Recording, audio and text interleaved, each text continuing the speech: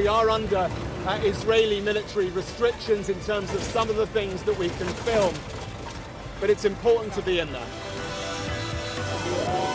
What a slow drive for the president as he approaches his golf club. 4 more years! Free wherever you get your news. I'm Mark Stone and I'm Sky's correspondent based here in Washington, D.C.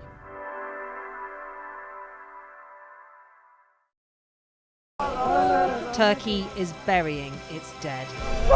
Whole families died in this collapse. Generations wiped out. I'm Siobhan Robbins, Sky's Europe correspondent based here in Berlin. This is just a small sample of the deadly arsenal taken off the streets. Anyone could say, I'll do that, and then have to go and shoot someone. Yes. Sky News, get the full story first. I'm Stephen Murphy and I'm Sky's Ireland correspondent based here in Dublin. The waters of Ireland and Britain should be home to great white sharks. If there are great white sharks in this area, there's no reason they wouldn't come here to feed. It's basically a buffet on a beach. This could be not only a record-breaking storm, but potentially the most dangerous storm ever to hit Ireland.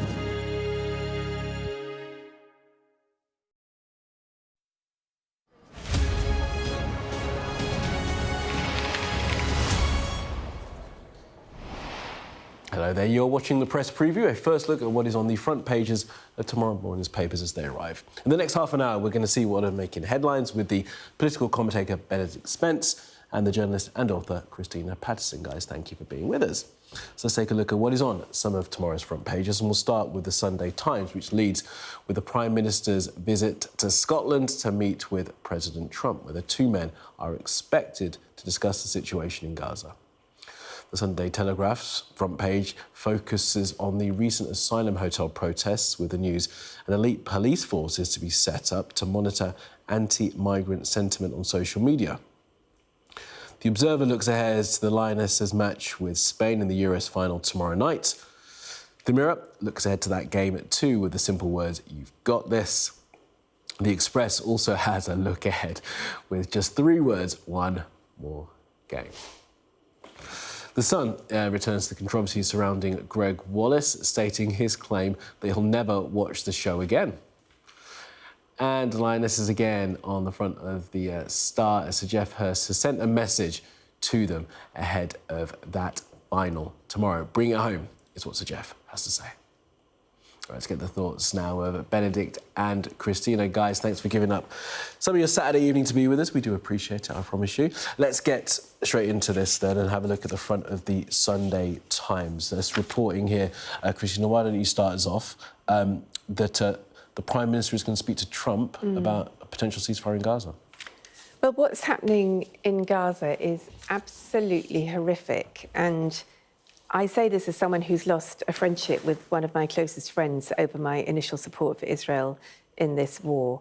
But what is happening now, I'm afraid it's very hard to use any word other than genocide, because this is very clearly a deliberate strategy of depriving the citizens of Gaza of food, and they are starving in front of the world's eyes. And it is an abomination to see on our TV screens night after night children and people dying of hunger, as well as being targeted and shot on their way to get food. And there was a report on Sky earlier about how every day the injuries are different. So you had an interviewee on your show, a doctor who's been operating on people who've been injured while trying to get food. And one day they'll all be shot in the testicles and one day they'll be shot in the head. So clearly somebody, and it's not clear whether it's the IDF or this ridiculous food agency that's been assembled, but certainly the IDF have been involved, according to witness reports, in targeting people going to get food, have been treating this as a game. And meanwhile, the world is doing nothing. Now, the reason it's particularly significant at this moment for Keir Starmer meeting Trump is that Emmanuel Macron has decided to go out on a limb and say that France will recognise Palestine as a state.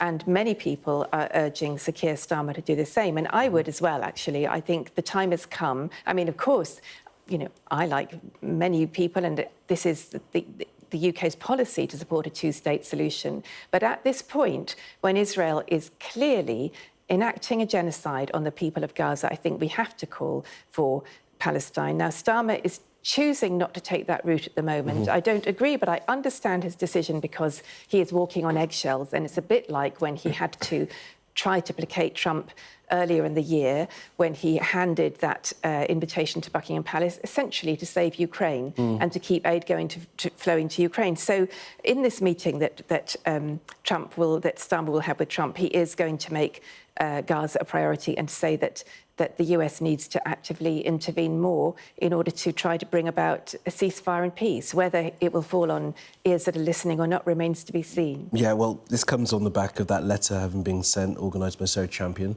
A third of MPs now calling for Palestine to be recognised as a state. President Trump, on his way across the Atlantic, said that Macron's decision would have no meaning. Surprising to me, this reporting, because there's a suggestion that Starmer might try and avoid it to try and sign off the trade deal, but the Times seeming to say he's going to actually have a conversation about it. I think it would be a difficult conversation to avoid, given how strongly very many Labour MPs feel about this. I think that, given that he is slightly walking on eggshells with a lot of his own backbenchers, I don't think they'd forgive him if he didn't bring this up. I do agree, actually, with President Trump's assertion that this isn't going to have any impact because the United States ultimately is the only country that matters in this, and if the President of the United States says this doesn't matter and we're going to carry on doing what I want to do, there's not actually an awful lot that countries like France and Britain actually can do. I think I wouldn't go as far as to call it genocide because I don't think you should ascribe genocide to something that, in my opinion, is the activity of half-wits.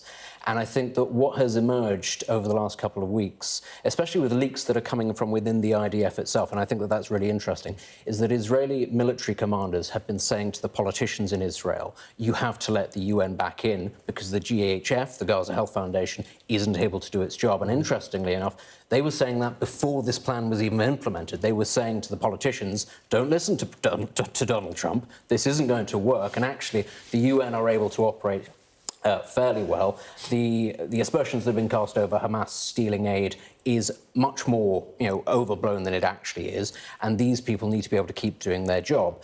Another problem has been the lack of safe routes in for the UN, because they are actually allowed into Gaza right now, because after this all emerged that the GHF was incompetent, the Israelis did have to say, OK, fine, let them back in. So they have been in and delivering aid, but they say, and I think there's some truth in this as well, that they don't have any safe routes because the IDF can't guarantee them any safe routes, so they can't get in the first place. I don't think that this is a deliberate policy to starve Gazans. I think that is, I mean, that's a hell of a claim to make, but what I would say is it looks to me like lots of different factions with their own objectives, and that's Benjamin Netanyahu trying to cling on to power. That's people like Ben Gvir and Smotrich who are, they are, but they're not the Prime Minister. No, they are. They're not the Prime Minister, and they're not the President of the United States. And also, have lots of competing factions here, all trying to get their way, and that's what's led to this sort of perfect storm. We're not going to be able to litigate Middle East peace around this table, but as you'll know, the Israelis deny that there is a genocide being committed. Hold on, Christina. I know. Whereas there are many other people who do say that this is a genocide. I don't use the word lightly, I can tell you that. I absolutely don't use the word lightly. But Netanyahu is seeing these starving people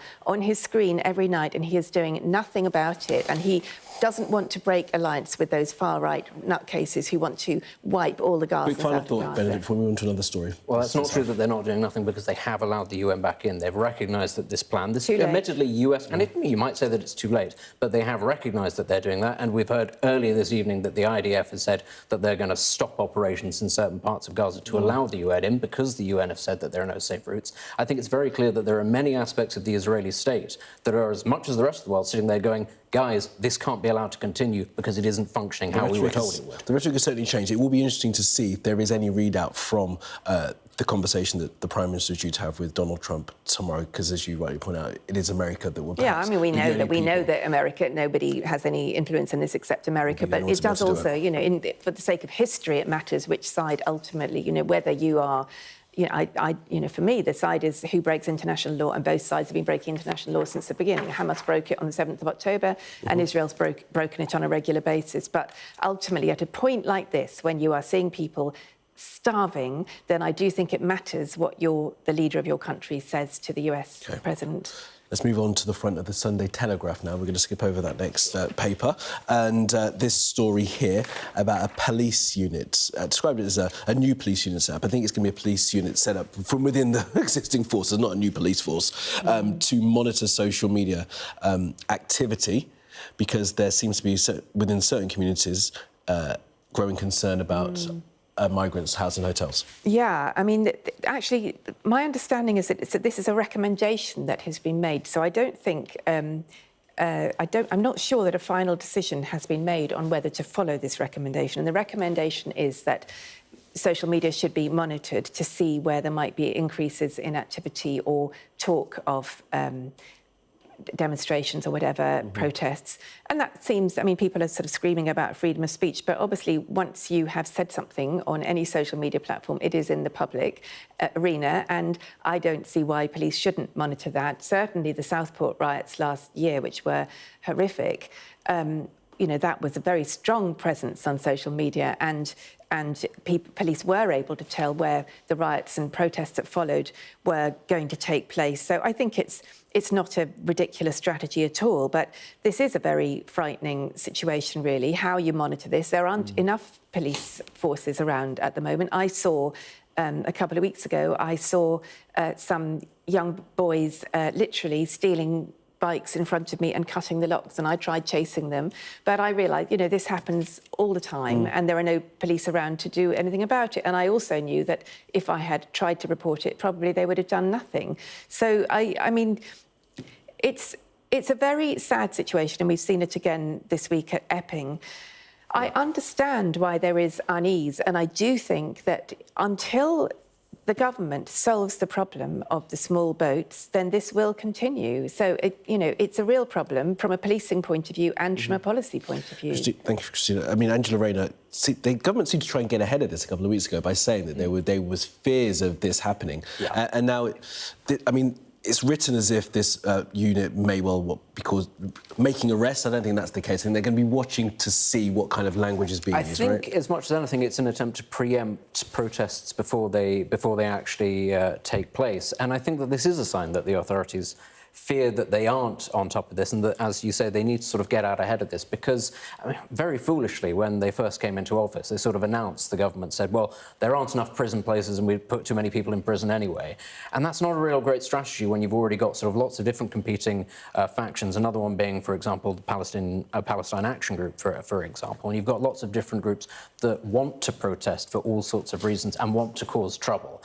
Yeah, it's not a smart strategy. We've seen a couple of spontaneous protests starting in Epping, in Diss, elsewhere. Those will stop being spontaneous. They will start to be organised, because people understand now the police don't have the resources to do all of them at once. So I do understand why it is that they'd want to try and get out ahead of this. The problem is, of course, the framing. As you've just sort of alluded to, people are going to look at this as a free speech issue, as a sort of an issue of the government surveying them and trying to stop them from voicing their opinions. I think, if anything, it might end up inflaming the situation if this is how people perceive it. Yeah, absolutely. I think you might be right about that, Benedict. All right, Benedict, Christina, thank you for now. We're going to go to break. More discussion after these messages, as Stephen Fry and Rishi Sunak join forces in a new campaign to back prostate cancer screening. We'll have that and more of the day's news next.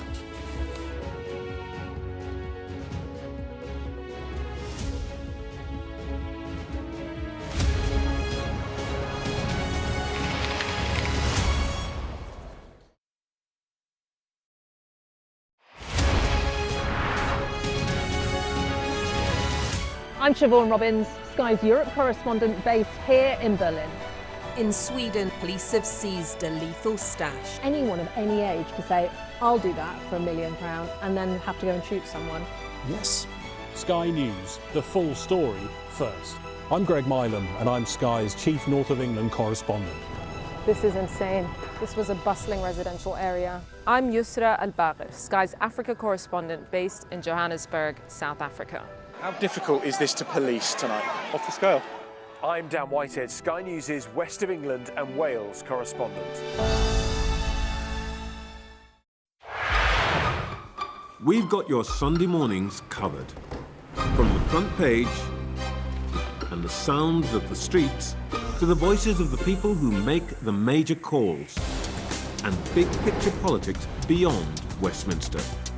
We'll put you at the heart of our story.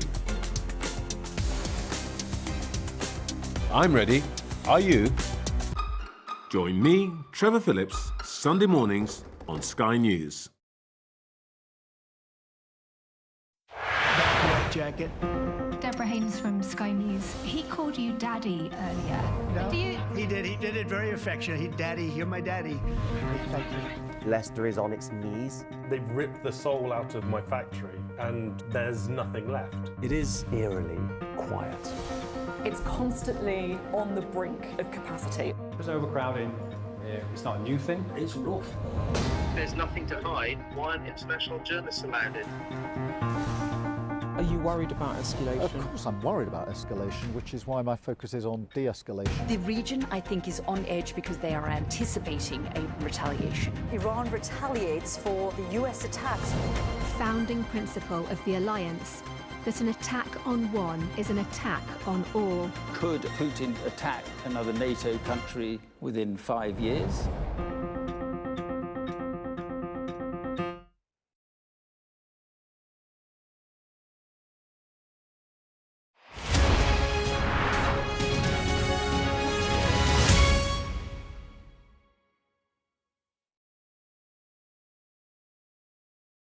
Our app gives you the very best of Sky News wherever you are. Breaking news, videos and analysis. Evidence of the crisis. Podcasts, watching us live. Live here from Washington. Wherever you get your podcast. All in one place. And all at just the touch of a screen. The Sky News app. Get the full story first.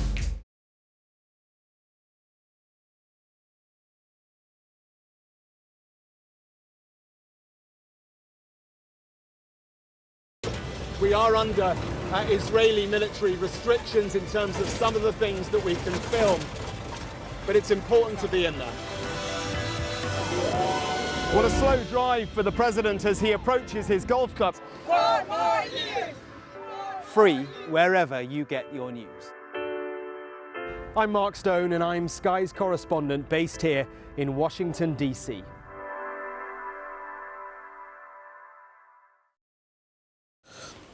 Hello there, welcome back. You're watching the press preview. Benedict and Christina are still with us. So, guys, let's carry on. Look at the front page of the Telegraph here as Stephen Fry and the former Prime Minister Rishi Sunak are backing a prostate cancer testing campaign. This is also backed by former colleague Dermot Murnhead, formerly of this parish, who revealed a few weeks ago that he himself has prostate cancer. He said that he fell through the cracks in terms of testing, urging all men in the risk category and not to get themselves tested.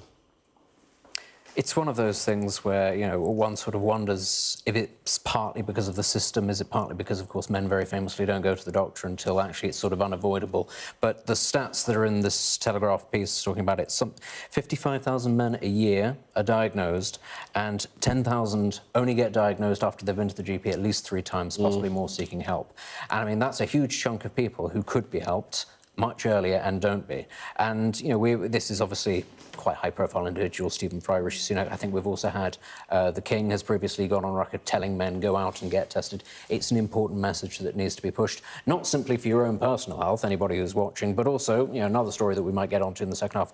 The NHS is obviously going through another round of strikes. Many pressures are placed on the NHS. It's much easier to diagnose things faster, it's cheaper, it's easier on the health service, and it's easier on you. So I think that's certainly a worthwhile campaign to get behind. Yeah, it's definitely one to get ahead of, as you say, all those high-profile people and my father telling me to get this as soon as it's possible. And it's one of those scary ones, isn't it? Because as Dermot says in some reporting from last week, he got to his stage without any symptoms. And people don't know that it's happening. No, people don't know. And unfortunately, cancer rates do seem to be rising. I mean, treatments, thank goodness, are getting better. But, you know, I first had cancer when I was in my 30s. And, you know, you obviously don't think it will happen to you. And 50% of us will eventually get cancer. But clearly, as Benedict says, treatment is much better than cure. Cure is not fun for any of these things. And the sooner you catch anything, then generally speaking, the less treatment you have to have. So obviously, any support that can be offered is to the good. And I really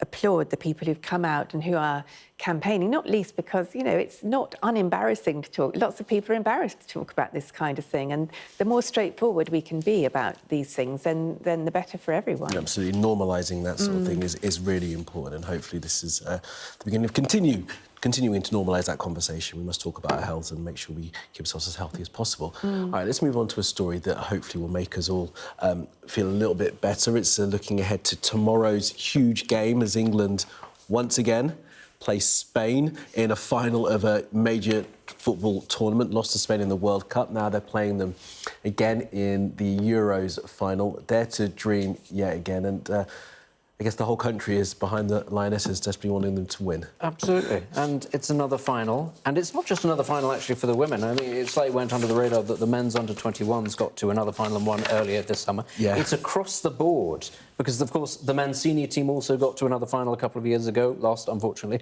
But clearly, at all levels of English football, suddenly, all of a sudden, it's not a fluke. They're doing all right. Not spectacularly, not won yet. You want to sort of just temper expectations. But it's fantastic, actually, to see successive success from the women's team, and obviously we do hope that they do win. It does make me chuckle to think that my son will grow up in a world where the England football team are pretty good. It wasn't the world that I grew up in. It was terrible. He doesn't know how much luck and fortune he has. He'll think that this is normal. I think completely normal that the women and men are excellent and well beaters. We're all sat here jaded by years. Well, I mean, you know, nobody would be surprised that I am not a huge football fan, but I'm very cheered up to see that women's football is finally getting the recognition that it deserves. My friend's daughter is a brilliant footballer and, you know, fanatical about football. And it's just lovely to see the women outshining the men, let's be straight. Yeah.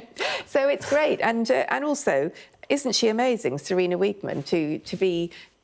I think, didn't you say, Kamali, it's her fifth? It's a fifth final, fifth major final, twice with the Dutch, now 3 times with England. And on the women's football thing as well, again, speaking about my son, but kids these days, when you go to football training, there are girls' teams and boys' teams. You train together, which is something, again, that happened when I was a Earlier kid. this summer, there was the first transfer of a female player for over £1 million, and that was just unthinkable a couple of years ago. Right. That's a meteoric change, so, you know, long may it continue. I wonder when we'll get the stories about the women behaving appallingly in nightclubs and all the rest of it. Don't you worry, they will be coming, unfortunately. All right, Christina, Benedict, thanks, guys, for that. We'll see you again in the next hour of the show. But for now, let's take a look at the weather. Breathtaking views with clear skies ahead. The weather, sponsored by Qatar Airways. Few days look changeable with showers and more general rain, but there'll be some drier, sunnier spells too. The east of England will have a fairly sunny start tomorrow morning, but it'll be quite cloudy elsewhere, with the odd shower possible almost anywhere, and some more general rain moving through the far northwest. Well, the northwest will see rain becoming more extensive during the morning, but the cloud and rain will break up to leave sunny spells and a scattering of showers. Elsewhere, the east of England will see cloud increasing, leaving most parts with limited sunshine, just a few showers. It'll be on the cool side for most parts. The afternoon won't change very much, with some heavy showers for Scotland and the southeast of England. Breathtaking views with clear skies ahead. Qatar Airways sponsors the weather. Well, coming up on Sky News at 11, we'll have more on the situation in Gaza as the head of the UN's refugee agency warns Israel's airdrops are just a smokescreen and distraction.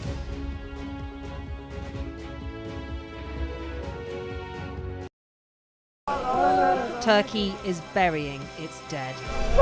Whole families died in this collapse. Generations wiped out. I'm Siobhan Robbins, Sky's Europe correspondent based here in Berlin. This is just a small sample of the deadly arsenal taken off the streets. Anyone could say, I'll do that, and then have to go and shoot someone. Yes. Sky News, get the full story first. I'm Stephen Murphy, and I'm Sky's Ireland correspondent based here in Dublin. The waters of Ireland and Britain should be home to great white sharks. If there are great white sharks in this area, there's no reason they wouldn't come here to feed. It's basically a buffet on a beach. This could be not only a record-breaking storm, but potentially the most dangerous storm ever to hit Ireland.